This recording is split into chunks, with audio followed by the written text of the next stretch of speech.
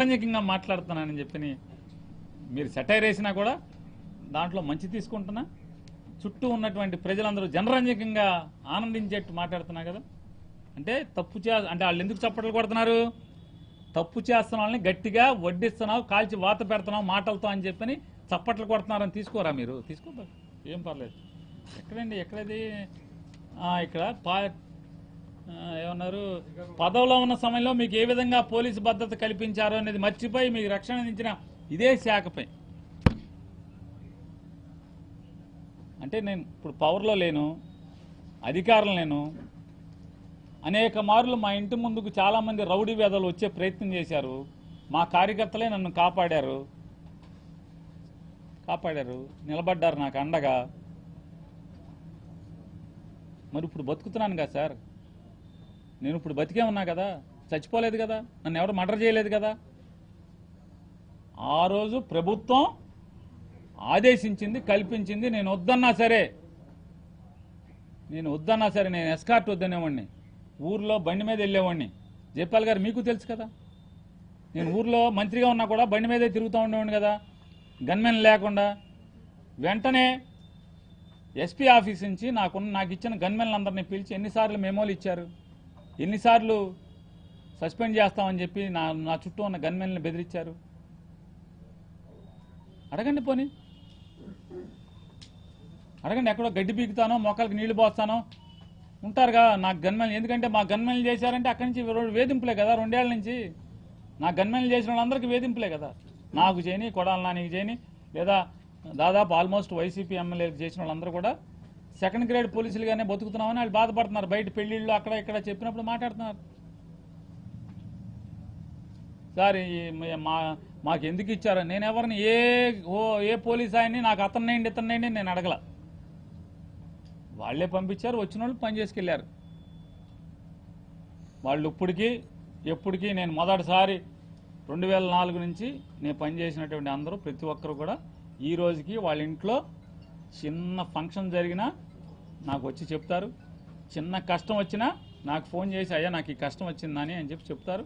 నేను వెళ్తాను, నేను చేయగలిగితే అండగా ఉంటాను, లేకపోతే ఓదార్చి వస్తాను. ఈ రోజుకి ఆ బంధాలు. కుక్కతో పోటీ పడతా జైపాల్ గారు. నాకెవరన్నా పని చేస్తే, నాకెవరన్నా మేలు చేస్తే కుక్కతో పోటీ పడతా విశ్వాసంలో. మీరు మర్చిపోబాకండి.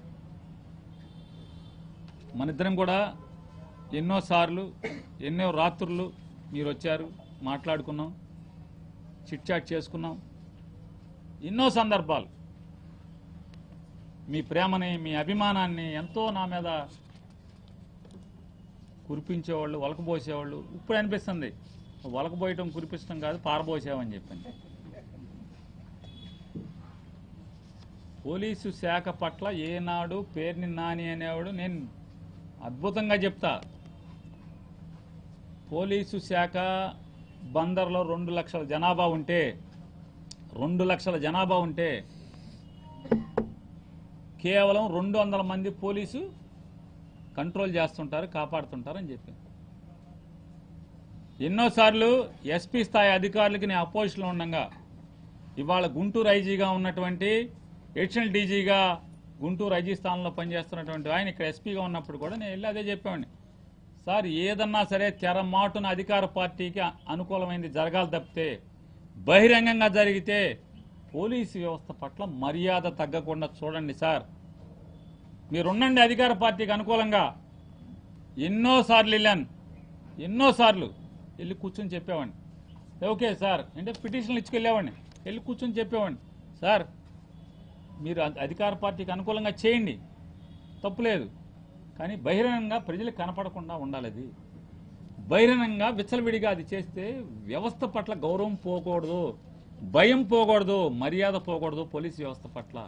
ఎందుకంటే లక్షల మంది జనాభాని కంట్రోల్ చేయాల్సింది, రక్షించాల్సింది, సామాన్యుణ్ణి అండగా ఉండాల్సింది ఈ పోలీసు శాఖ మాత్రమే. కాబట్టి దాన్ని ఎప్పుడు స్టిఫ్గానే గంజి పెడితే ఎంత నుంచుంటుందో అట్టాగే నుంచోబెట్టాలి సార్ అని చెప్పేవాడిని. ఇప్పటికీ అదే మాట్లాడతా. జైపాల్ గారు, మీకు కూడా తెలుసు, బందర్లో ఎవరినైనా సరే కొట్టే అధికారులు ఏమని చెప్పాడు ఇవ్వండి. ఆఖరికి నిమ్మకాయలు తీసుకుని నా దగ్గరికి జారటాకి వచ్చిన వాళ్ళు ఇప్పుడు బొకేలు తెస్తున్నారు. నిమ్మకాయలు తీసుకొచ్చిన అధికారులు కూడా నాతో జారటాకి వచ్చినప్పుడు చెప్పేవాడిని వారితో, నా పక్కన తిరుగుతున్న అతనైనా సరే రౌడీజం చేసినా తప్పు చేసి నీకు దొరికితే మీ పోలీస్ స్టేషన్కి తీసుకెళ్లే లోపే నీ ఇష్టం కొట్టేయి. దయచేసి నేను ఫోన్ చేశాక మా పార్టీ మా ఎంబడి తిరిగి కొట్టబాక, ఎందుకంటే కేసు కట్టుకో, లోపల వేసుకో, కొట్టబాకండి.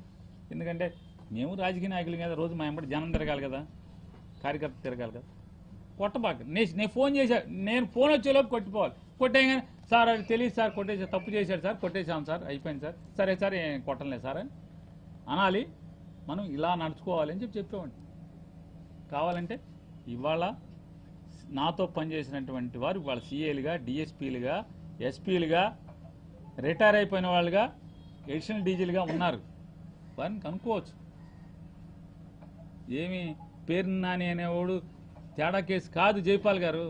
మీకు తెలుసు, మరి ఎందుకు మాట్లాడుతున్నారో తెలియదు. లేదా ఆ రోజంతా నటించారా, ఇవాళ ఒరిజినాలిటీని బయటికి తీశారా నాకు తెలియదు. మరి జైపాల్ గారు అంటే గడిచిన 20 సంవత్సరాలుగా 15-20 సంవత్సరాలుగా మీరు చూపించినంత ప్రేమ ఇదే, అది కాదు ఇవాళ ఒరిజినాలిటీ, అది ముసుగు ఇవాళ ఒరిజినాలిటీ అని అనుకోవాలో తెలియదు.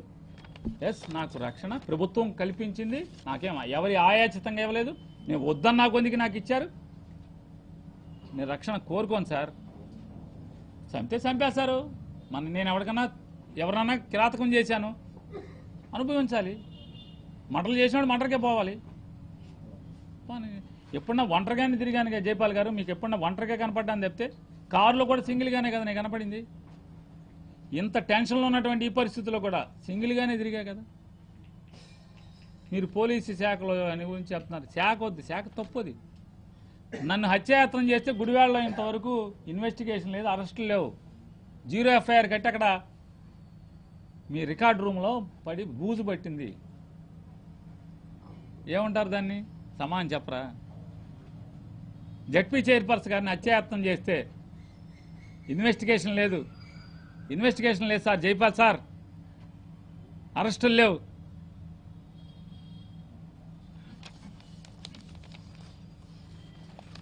కాబట్టి నేనంటే జైపాల్ గారి కవి హృదయానికి, జైపాల్ గారి కవి హృదయానికి నేను విన్నవించేది, నేను ఎక్కడా అసభ్యంగా మాట్లాడలేదు. పోలీసు శాఖని ఎక్కడా కూడా అసభ్యంగా ఏనాడు కించపరుస్తూ తోలనాడలేదు. సభ్య సమాజం తలదించుకునేలాగా నేను ఎక్కడా మాట్లాడలేదు. ఏం చేస్తాం? సామాన్యుల మీదకి అధికార పార్టీకి తొత్తులుగా మారి ఎవరైతే ప్రవర్తిస్తున్నారో వాళ్ళకి